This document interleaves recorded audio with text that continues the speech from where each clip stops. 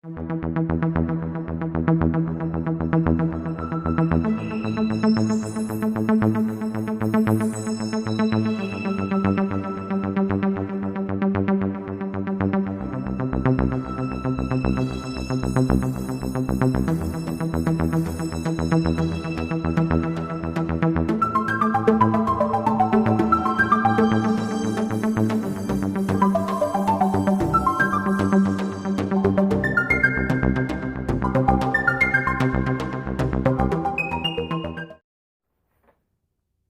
there and welcome to today's video. Sorry about the camera wobbling there. I've got a special guest with us here tonight, and here is a clue to who this special guest actually is. And this is the clue here. Yes, it's a box of Whiskas chicken tasty fillet pockets, and this is for the very special guest that I've got here. She's very shy, mind, so she'll only probably make a very brief appearance. But this is our first time ever on YouTube. No, it isn't. I lie. It's maybe our second or third appearance. But anyway, I think it's about time we try and meet her if she's willing. So, without further ado, here she is. Come on. Come on. Oh, you come. Hello. And here she is. Look, what's this? Who's that up there? It's all your fans, look. Well, you haven't got... Whoa, calm down, calm down. Whoa, what are you panicking for? Come on. Oh, she's tagging us now. Well, that was a lot briefer than I envisioned. I don't know if she's willing to come back on again. Are you coming back on? You want to come back on? All your fans are wanting to see you. Come on. There you go. Look, who's that up there, look? Who's that? That's better, isn't it? I don't know her name. She actually belongs to the neighbours. Actually, I'm not sure if she belongs to the neighbours or the neighbours next door to the neighbours, if you know what I mean. Or somewhere. You alright? Right, she wants down, I'll let her down. There you go. Right. Well, anyway, that was the mystery cat that belongs to the neighbours. Or maybe it's the neighbours next door to the neighbours.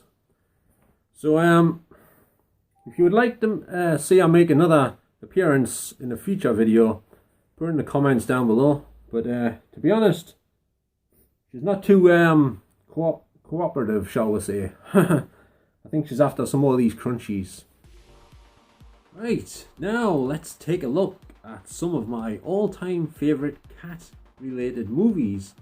Now, I must point out, not all of these films are about house cats, but a few of them are. And I don't actually own all of these films, but I've got some of the ones I do own here now. And the first one is this one, which is, I think we've got a ghost in here. I just saw it fly past. Well, I don't think it was an orb. I think it's just a speck of dust or a fly or something. I'm not sure. Anyway, the first one is this one, which is Catwoman, starring Halle Berry, of course. This has always been a firm favourite with me, not with too many other people, unfortunately. But I like it, and I can't understand why it wasn't that popular when it came out. This is the DVD version, as you can see. I've also got this on Blu-ray, which I showed in another video if you want to check that one out. And yep, I've always liked this film. It's a very good one, plenty of action, and there's quite a few cats in it. I mean, the cats aren't in it all the time, but there is quite a few scenes with cats in, and some of the scenes features a computer generated cat, which is pretty well done for the most part, I would say. So that's Catwoman, that's the first one. And the next one I've got here is a film I enjoyed very much, and it stars Kevin Spacey and Jennifer Garner and Christopher Walken, and it's this one. It's called 9 Lives. It's a comedy film, and I highly recommend this one. It's very enjoyable. It's a really funny movie, and with a good story as well, in my opinion. I don't think this film did that well. I'm not 100% sure, but Didn't hear too much about it. I remember it being advertised on the TV when it hit the cinemas, I think. But I don't think it did very well. I don't think it did. Could be wrong, like. But I enjoyed it, and it's a very good transfer on this this Blu-ray version as well. I don't think I'll be needing a 4K version of this one. This one is really nice quality on this disc, so it's good enough for me. And I don't think you can get this on 4K. I'm pretty sure you can't, unless it's out in the USA and I've just missed it. But yep, so I recommend this one, which is 9 Lives. Right, the next one here, I've already showed in at least one or two of my other videos before. And this one's always been one of my favourites since God knows when. It was made in about 1982, I think.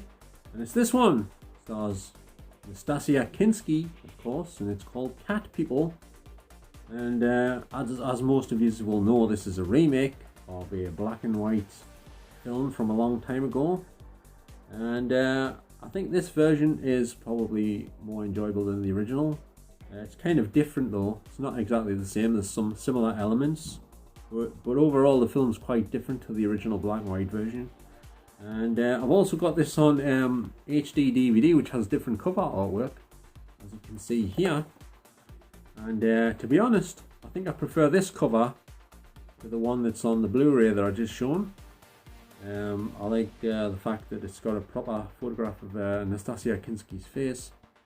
I know there's only half of it there, and it's got the infamous one eye symbolism on that I keep pointing out on various movie covers, but I keep asking people who watch me videos if they've got any idea why these one eye symbols are on some of the film covers. Well, quite a few of them actually.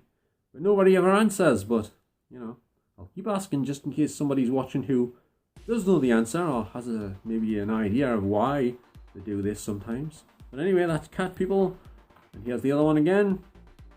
And that's the two different covers there. You can sort of see them together.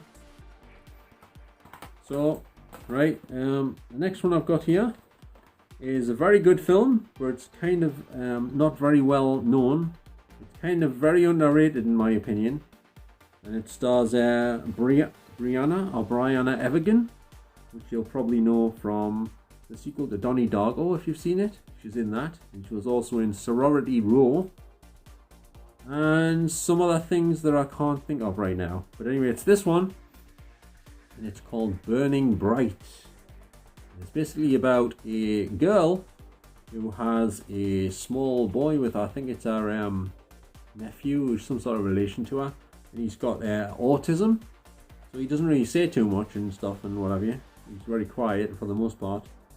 But yeah, he doesn't always do as he's told, because he's got his own mind and he likes to do things his way and what he wants to do and all that. He's not easy to handle and stuff. Anyway, him and her get trapped inside of a house during a hurricane. Someone locks them inside of the house with a tiger, basically. And they have to try and survive inside the house. While the hurricane is going on outside, all the windows are boarded up and the door and everything, with a man-eating tiger inside with them. Very good, very tense film, very well done. And if you haven't seen it, it's well worth watching. It also has a small cameo appearance by Meatloaf. You know, the infamous Meatloaf. I'm sure everyone's familiar with Meatloaf. But he's also an actor. He's been in a few films here and there. He was in the Rocky Horror Picture Show quite famously back in the day as well.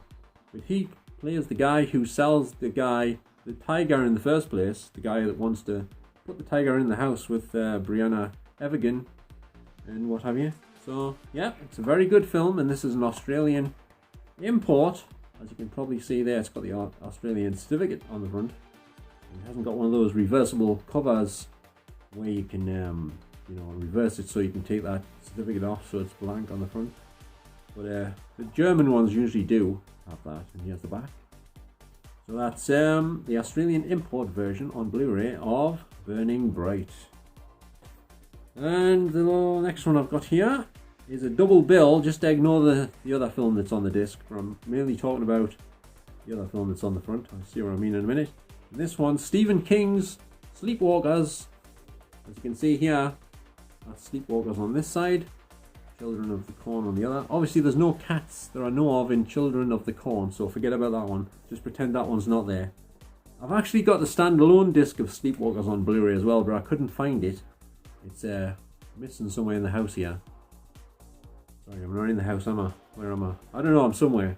Anyway, the DVD of Sleepwalkers has a different cover artwork on it. And I actually prefer the artwork on the DVD of the UK DVD version to this, but I couldn't find that one either. It's somewhere on my shelves somewhere. Forgot where I put it. Anyway, if you haven't seen Stephen King's Sleepwalkers, there's lots of cats in this movie. Mainly in the form of cats sitting outside these people's house, out in the middle of nowhere, in the garden. The garden is absolutely filled with cats. And they're kind of scared to come out of their house for the most part, because the cats don't like the Sleepwalkers. The Sleepwalkers are shapeshifters. They take on human form, but at certain times they change back into a sort of cat-like creature, and the cats can sense this and they don't like them for some reason, and they hiss at them and try to attack them and stuff. It's a really good film. It's got Madchen Amick in it, or Amick, however you pronounce her name.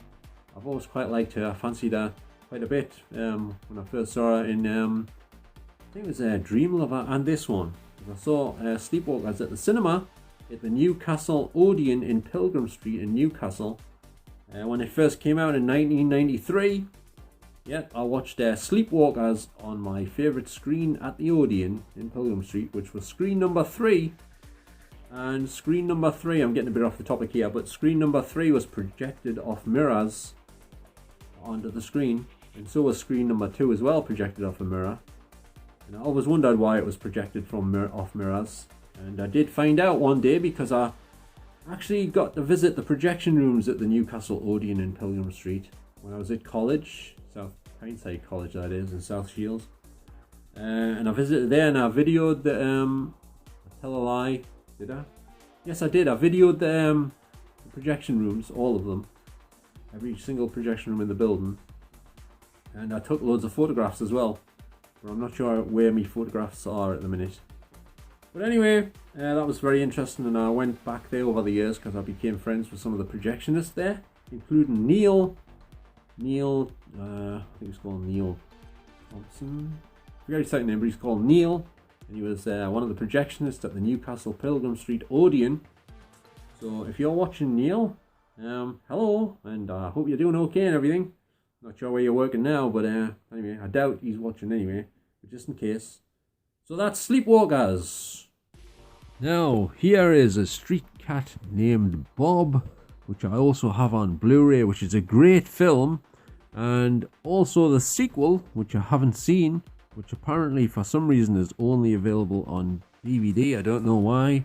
I guess this will be a good film as well. I haven't heard much about it. It's just rather unfortunate. Bob in real life got run over and he passed away not too long ago. So that's very sad. But that's the way it is, I guess. And here's another 2 great cat movies. The Cat from Outer Space from Walt Disney. And The Cat in the Hat starring Mike Myers in the live action version of the Dr. Seuss famous book, of course. I've seen both of these films and they're both very good, very entertaining movies. And you can get The Cat in the Hat on Blu-ray, as you can see here. But The Cat from Outer Space, I don't think you can get on Blu-ray as of yet, at least. And here are another 2 very good films. I particularly like the first one.